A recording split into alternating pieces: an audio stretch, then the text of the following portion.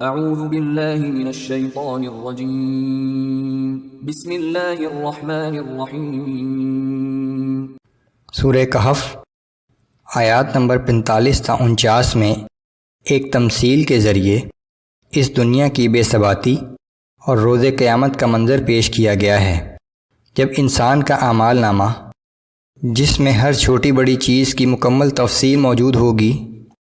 اس کے سامنے رکھ دیا جائے گا۔ اعوذ باللہ من الشیطان الرجیم واضرب لهم مثل الحیاة الدنیا كماء انزلناه من السماء فاختلط به نبات الارض فاصبح هشیما تذروه الریاح۔ اے پیغمبر صلی اللہ علیہ وآلہ وسلم، آپ ان لوگوں کے سامنے دنیا کی زندگی کی حقیقت بیان کیجیے جو ایسی ہے کہ ہم نے آسمان سے پانی برسایا تو اس سے زمین کا سبزہ خوب گھنا ہو گیا، پھر سب کچھ سوکھ کر ریزہ ریزہ ہو گیا جسے ہوائیں اڑا کر لے جاتی ہیں کہ یہ زمینی زندگی عارضی ہے اور بہت جلد ختم ہو جانے والی ہے۔ وَكَانَ اللَّهُ عَلَى كُلِّ شَيْءٍ مُقْتَدِرًا، اور اللہ ہر کام کرنے پر پوری قدرت رکھتا ہے۔ الْمَالُ وَالْبَنُونَ زِينَةُ الْحَيَاةِ الدُّنْيَا، یہ مال اور اولاد تو صرف دنیاوی زندگی کی رونق ہیں، وَالْبَاقِيَاتُ الصَّالِحَاتُ خَيْرٌ عِندَ رَبِّكَ ثَوَابًا وَخَيْرٌ أَمَلًا، باقی رہنے والی چیز تو صرف اعمال صالحہ ہی ہیں جو آپ کے رب کے نزدیک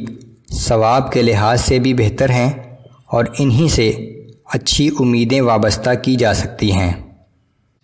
وَيَوْمَ نُسَيِّرُ الْجِبَالَ وَتَرَى الْأَرْضَ بَارِزَةً وَحَشَرْنَاهُمْ فَلَمْ نُغَادِرْ مِنْهُمْ أَحَدًا، اور وہ دن قابل ذکر ہے جب ہم پہاڑوں کو چلائیں گے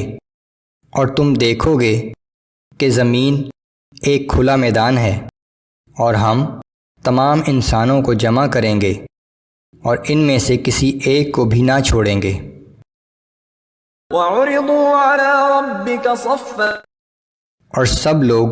آپ کے رب کے حضور صف بستہ پیش کیے جائیں گے۔ لَقَدْ جِئْتُمُونَا كَمَا خَلَقْنَاكُمْ أَوَّلَ مَرَّةٍ بَلْ زَعَمْتُمْ أَن لَّن نَّجْعَلَ لَكُم مَّوْعِدًا، اور ان سے کہا جائے گا کہ بے شک تم ہمارے پاس آج اسی طرح آئے ہو جیسا کہ ہم نے تمہیں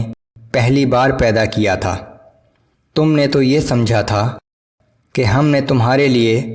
وعدے کا کوئی وقت مقرر ہی نہیں کیا ہے۔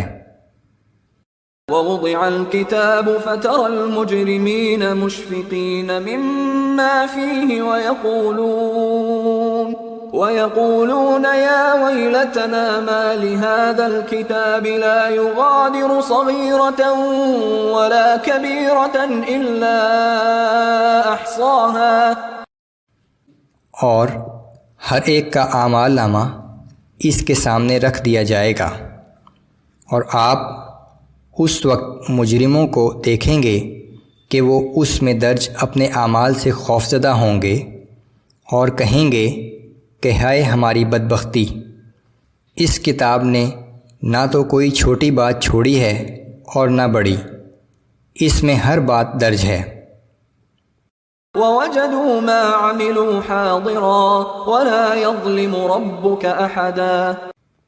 اور جو کچھ انہوں نے کیا تھا وہ سب اپنے سامنے لکھا ہوا موجود پائیں گے، اور آپ کا رب کسی پر ذرا سا بھی ظلم نہ کرے گا۔